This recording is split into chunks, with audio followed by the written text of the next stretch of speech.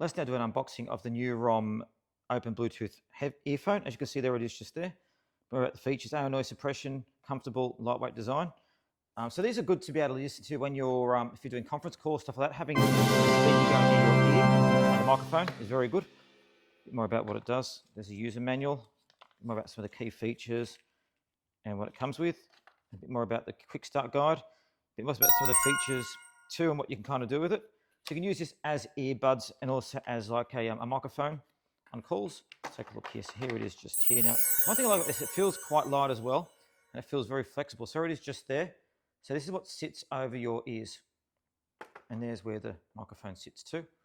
So just having a look. So you should be able to turn this, so you can turn this around like this. So you can face the front, because obviously you don't want to be behind your head. So there's a microphone there. As you can see, there it is there. There's a headset. So you turn it on by holding down the button there, power on.